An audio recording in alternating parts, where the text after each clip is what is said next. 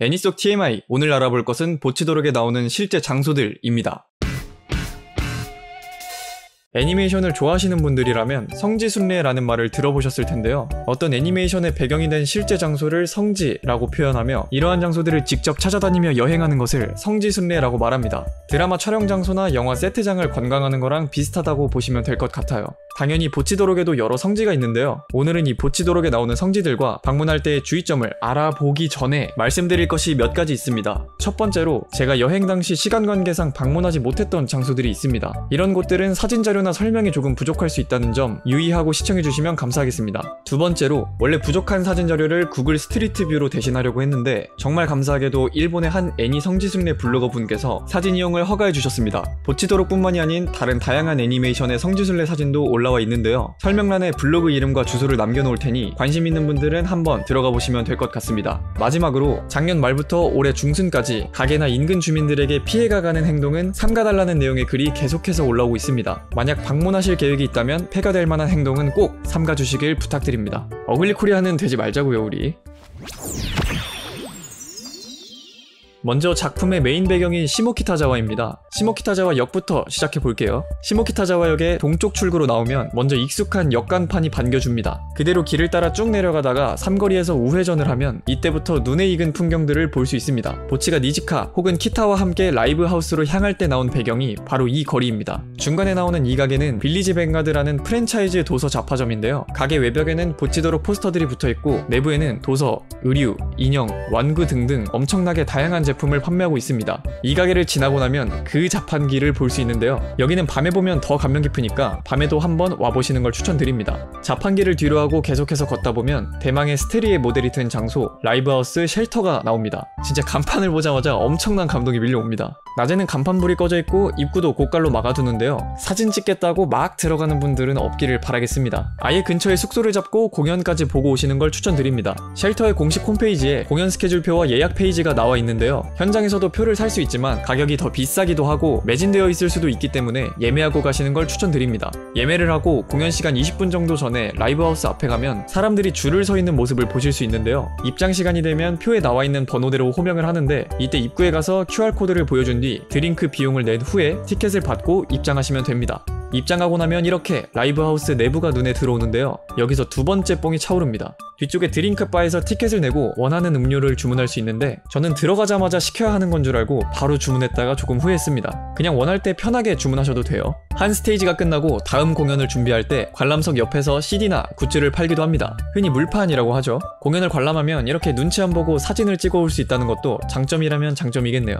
쉘터의 맞은편 골목으로 들어가면 료가 갔던 카레 가게 시로쿠마가 나옵니다. 료가 보치와 가사 이야기를 할 때 나온 곳으로 알고 계신 분들이 많은데 이게 만화 기준으로는 맞는 얘기고 애니 기준으로는 틀린 얘기입니다. 애니메이션에서는 7화에서 료가 혼자 저녁 메뉴 찾아다닐 때 나옵니다. 카레로 유명한 시모키타자와에서 카레 대회 2연패를 한 가게인데요. 그냥 원래 유명한 곳이라서 대기열과 재료 소진을 어느 정도 고려하고 방문하시는 것을 추천드립니다. 매주 월요일이 정기 휴무라는 점도 참고하시면 좋을 것 같네요. 쉘터를 지나 오른쪽으로 꺾은 후 길을 따라 쭉 내려가면 라이브 뒤풀이를 했던 이자카야가 나옵니다. 애니메이션에서 카오미세라는 이름으로 나온 이곳은 코케라라는 이름의 해산물 이자카야입니다. 코스 요리는 예약이 필요하고 일반 메뉴들의 가격도 가벼운 편이 아니라서 무작정 방문하시면 메뉴판을 보고 당황하실 수도 있는데요. 특히 음식은 번역기를 돌려도 이게 어떤 건지 알 수 없는 경우가 많기 때문에 방문하실 생각이라면 어느 정도 알아보고 가시는 걸 추천드립니다.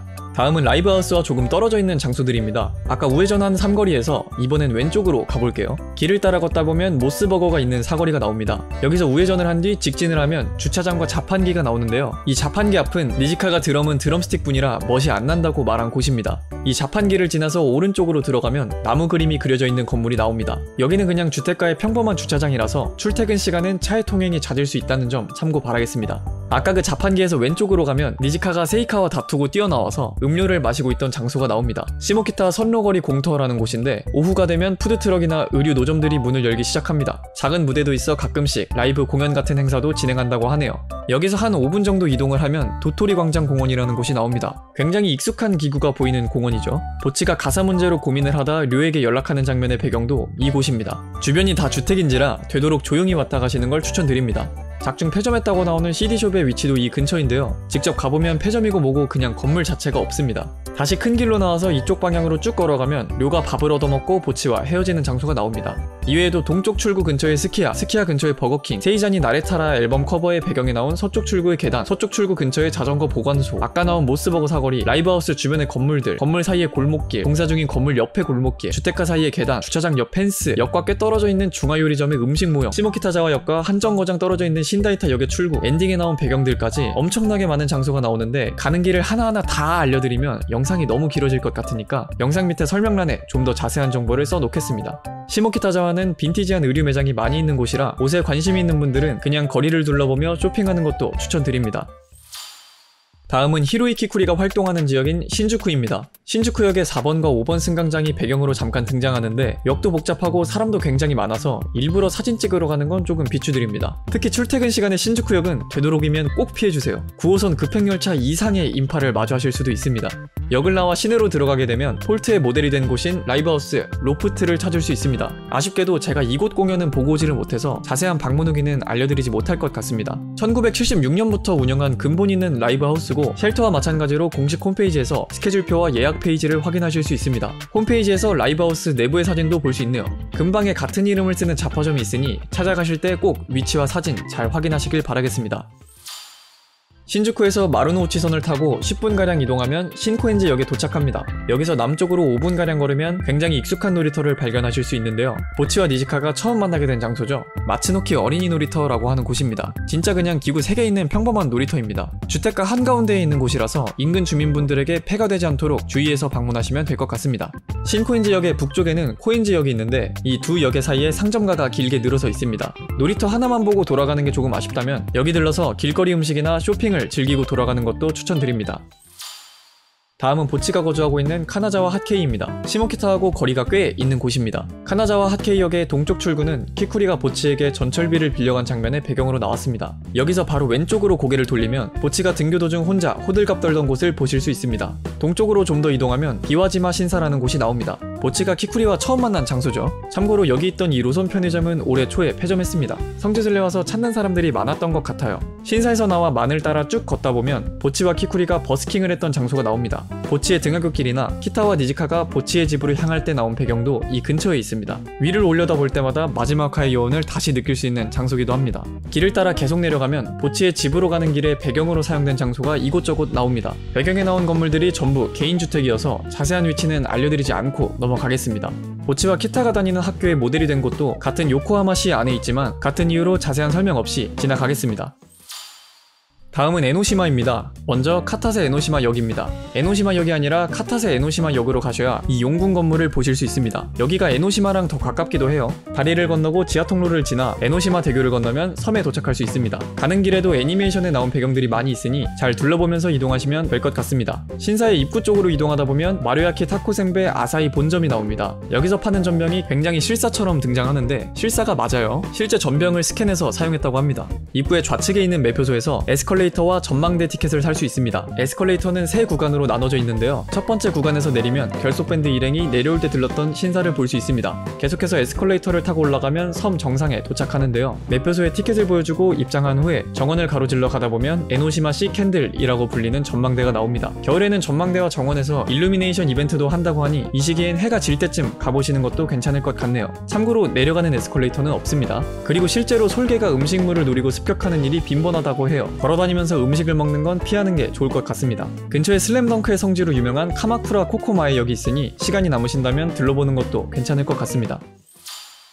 마지막으로 오차노미즈입니다. 스즈메의 문단 속에 나온 걸로도 유명한 곳이죠. 오차노미즈역의 JR선 오차노미즈바시 출입구로 나오면 눈앞에 악기상가가 쫙 펼쳐져 있습니다. 이 악기상가 전체가 보치가 새 기타를 사러 갈 때 배경으로 나온 곳인데요. 상가가 그리 큰 편은 아니라서 여유롭게 가게 구경도 하고 곳곳에 있는 보치도록의 흔적도 찾아보면서 돌아보시면 될 것 같습니다. 악기를 좋아하시는 분이라면 성지고모고 매장 안에 있는 악기들이 먼저 눈에 들어오실 텐데요. 우리나라 매장에서 찾기 힘든 제품들도 많고 신기하게 생긴 기타들도 많이 있습니다. 여기서 더 정신을 못 차리게 만드는 게 기타 가격인데요. 기본적으로 우리나라보다 싼 건 기본이고 면세가 가능합니다. 저도 이 가게에서 기타를 한 대 사왔는데 우리나라보다 한 3-40만원 싸게 산 것 같아요. 직원분들 모두 친절하셔서 별 문제 없이 구매했습니다. 직접 구매하실 분들은 면세 범위 정도만 고려하시면 될 것 같네요.